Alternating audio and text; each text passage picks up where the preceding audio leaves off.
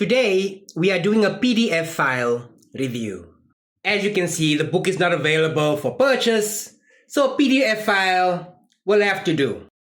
Bird Island is a tiny little island off the coast of Port Elizabeth, right about there. It's a beautiful little island, but thanks to some government officials from apartheid South Africa, it is now our own little Epstein Island. We'll call it Ora Island. You'll find out soon why. As you can see, the book is written by Mark Minnie and Chris Steyn.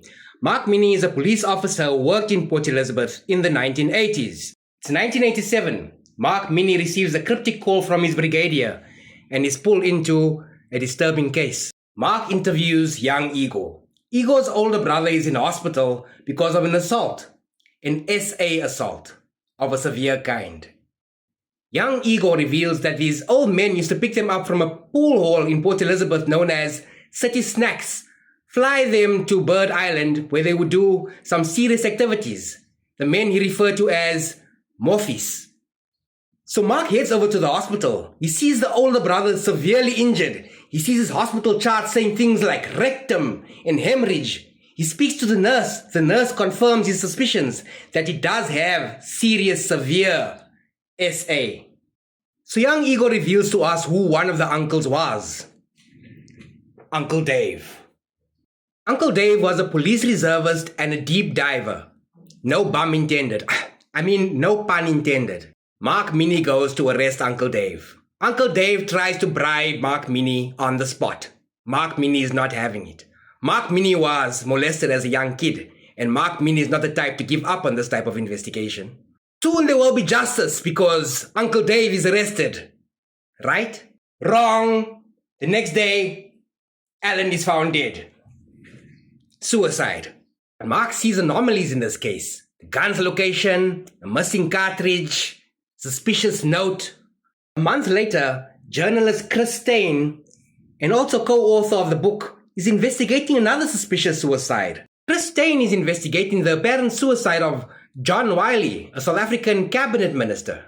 You see, both Dave Allen and John Wiley both committed suicide apparently a month apart from each other.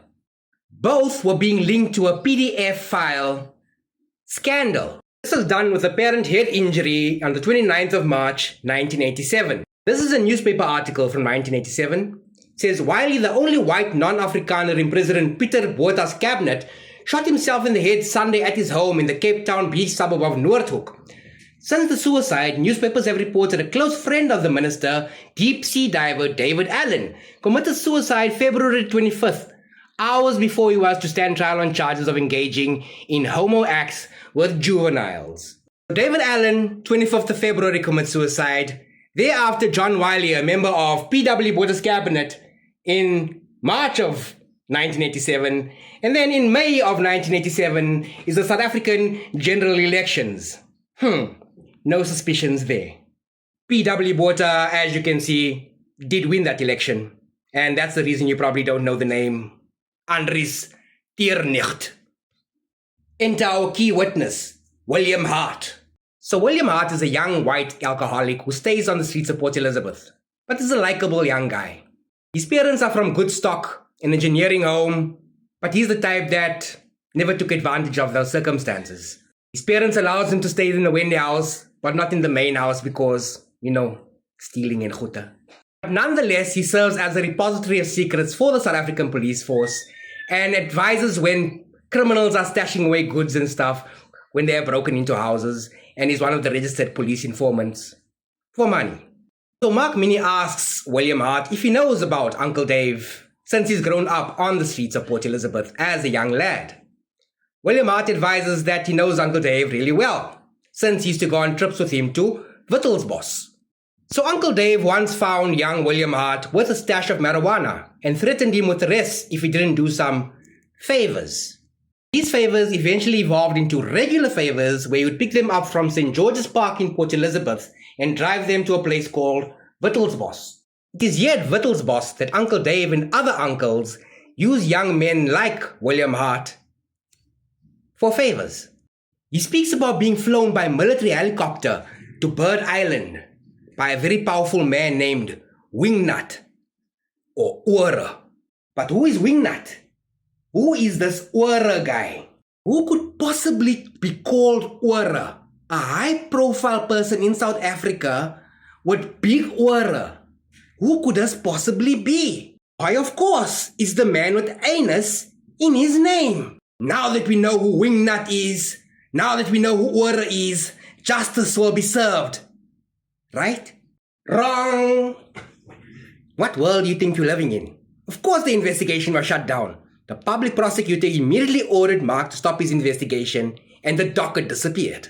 Mark Minnie's car is even set on fire. Mark's brigadier even advises him, stop this cuck now, stop investigating. It's getting dangerous now.